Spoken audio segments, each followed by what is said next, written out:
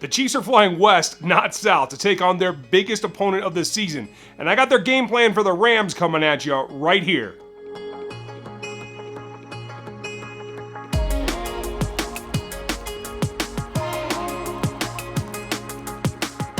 Howdy folks, welcome back to RGR. We have a ton to talk about that are not just the four aspects of this game that are the keys to this victory, but a little bit before that, we got to talk about what's going on. Thanks for coming back. If you're an old hand around here, really appreciate your time and all the watch minutes you guys have been putting in and all your comments too. It's been great to have this community grow, and we're doing great. If you're new, see what you think. If you like what you're seeing, give me that thumbs up and hit the subscribe and the notification bell so you know when we put up a new video. Now, obviously, the big news of the week is that the Chiefs and Rams are not playing in Mexico City like they were supposed to.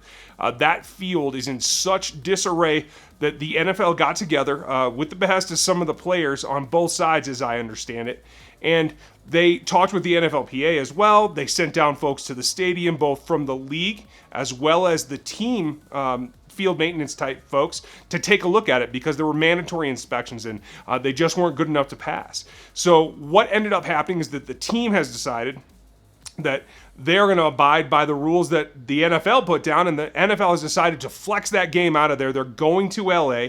By rule, the quote-unquote home team has to keep their stadium open in case something like this happens. You know, there could have been freak weather or, you know, a tropical storm or something like that. But let's take a look at what the real issue is. Back in October, there was a concert. Obviously a big draw. It kind of tore up the field grass then. And it's a fairly new grass because it's a hybrid.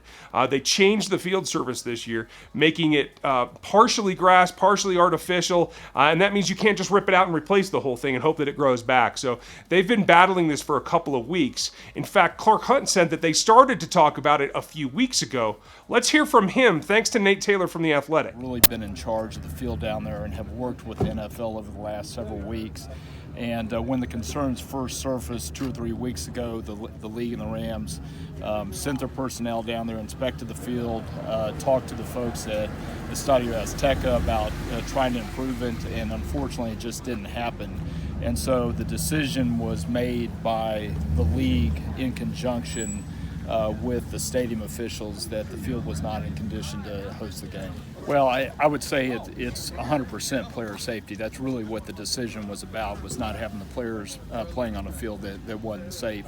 And that's true with any field evaluation. That's really the foremost consideration. So at the end of the day, for player safety, and I think that really is the issue, because who wants to see Tyreek Hill try to cut on a field that's falling apart and is just barely pasted together? And when you don't have the time to regrow that grass or have that grass root into the ground underneath it, you get this kind of like slippery effect with the grass that's just even worse. So I think the right decision was made, and I think the Chiefs are better off for it. So as for the points, let's get to those. Number one, Patrick Mahomes has to attack this Rams secondary, and specifically Marcus Peters. I know that sounds a little strange after what we've seen over the last few years, but it's the honest truth. Marcus Peters has one of the lowest NFL quarterback ratings in the league. He's giving up plays left and right. He's having, by far, his worst season as a professional. And though he did play a little bit better last week, he's still running at the bottom rung. And you have to be aware of the fact that last year, while Patrick Mahomes was a rookie and playing on the scout team, there were routinely reports coming out of practice by folks that I trust saying that Mahomes was having his way with going over the top of Marcus Peters. If they have Sammy Watkins back, and we're not 100% yet, we should know by Monday, that just adds to it. But I expect to see a lot of Tyreek Hill over there to get those kind of advantages. Now, Patrick Mahomes has to be careful because you don't want to give Marcus Peters what he's good at. You don't want to give him those comeback routes he can jump. You don't want to give him those easy outs that he can jump. You have to do something that carries him away from the position he's trying to defend, especially when he's playing an off position. You want to throw those that are going away from him because he has that ability. I think Patrick Mahomes is well aware of that, as is Andy Reid, so I expect that to work quite well. Also at the safety level, Mark Barron's having a rough season. I think he's somebody that can be taken advantage of by the faster athletic types, including Kelce and Watkins, obviously, maybe even some Chris Conley in there, so keep an eye out for that. Number 2, the Chiefs defense has a tall order. They've been playing better lately, but there's really nobody better at the running back position than Todd Gurley this season. Even Kareem Hunt, who they have to practice against all the time. But that said, you can't stop him. I don't think it's in a position where the Chiefs are going to be able to come up with a plan that really shuts him down. So what you have to do is try to keep him honest. Make him earn all of his runs. He's a good running back. He's not the most physical guy, though. So I look for them to do what the Seahawks did quite a bit and come out in the Chiefs' base front most of the time. Play 3 linemen with those linebackers. It's an important look. Now, we'll talk about what it means elsewise, but making them earn all those blocks makes Todd Gurley have to fight for yardage more. Setting the edge is going to be very important against Todd Gurley. But I think what I would like to see, and you can see it somewhat in what the Seahawks did, in that they didn't truly go head up on the guards, but you see in some of their formations, they are using a formation that's almost like a bear where they're covering both the guards on their outside shoulders and they're covering the center. Makes life rough sledding inside.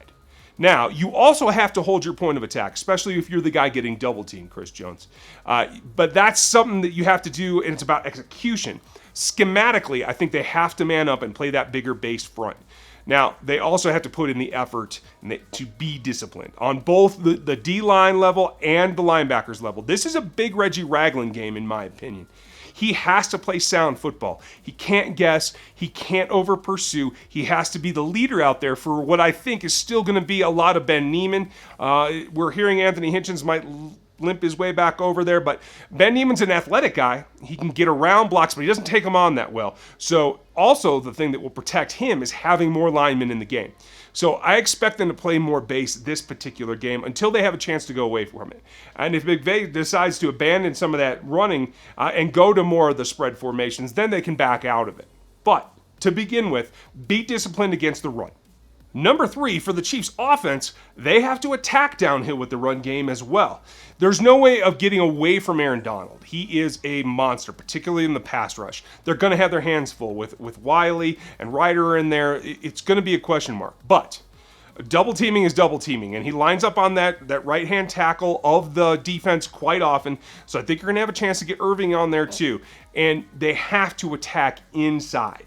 Because once you account for Aaron Donald, you have guys like Littleton, and if Ramik Wilson plays, he hasn't played a whole lot in the last couple weeks, but they are both susceptible against the run. They are not run stoppers. They are athletic, and they play well in coverage, especially Littleton, but not run stoppers. And I think that's an advantage that, especially, I'll hold my breath that this could be a Sherman game too, but I want to see Kareem Hunt inside the tackles, not just that inside zone, but get some man. I want to see some pulls and some power in there as well, and I think that's going to pay off for the Chiefs.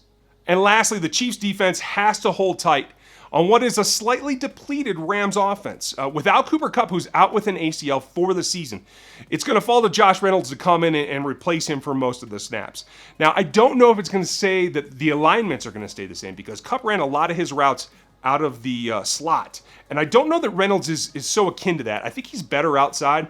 He was in college when I scouted him then. I'm not sure really where they're more comfortable with him now. I think what I would do if I were them is put Cooks inside on the slot and see what he can do in there. I think that's a great position for him because the two-way goes with a guy that's that quick. It really helps the offense out. That said, Cooks is the guy that I would focus on the most. Well, you see from his route tree in the last game that he runs all over the place. It's going to be a handful for Kendall Fuller, but I think he's the guy to match up on him. I think the other key is you have to be physical with him. Bob's got to break out the jam again, and I mean big time. He and Woods especially, runs some of those deeper routes and has a tendency to pay off in the longer routes. Both of them have to get jammed at the line to disrupt those routes because the pass rush has to get a chance to get home there. The guy that's giving up the most pressures on that offensive line for the Rams is old Whitworth. So we'll see what he can do. And I expect on Whitworth to be a lot of Justin Huston and some Breeland Speaks. And so obviously, after last week's pressure-filled game that the Chiefs actually performed so well in the pass rush, I think if you can get jams on those receivers, those two in particular, it helps them get home, helps them pick up where they left off against the Cardinals. And if they can pressure Goff, he is very good under pressure. But if you're jamming those receivers as well, I think that pays off for the Chiefs and keeps them getting a couple of stops, which against this Rams defense and this team overall, I think that's really all the Chiefs need is a couple of stops from the defense, and they're going to be all right.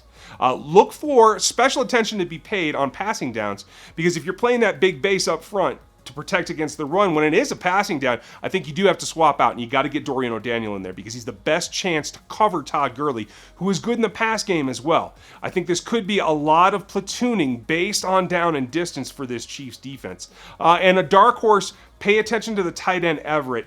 Very athletic guy. I don't think he's having a stellar season, but the Chiefs have been a little suspect against the tight ends in general, so keep an eye on him. That's what I think. I want to know what you think. Give me your 4 things down in the comments. Play nice with everybody. I want to hear what everybody has to say. I appreciate you guys tuning in and hanging on. Been a big week. Going to have more during the bye coming up, so keep an eye out for some new twists then. Appreciate your time, and I'll talk to you next time.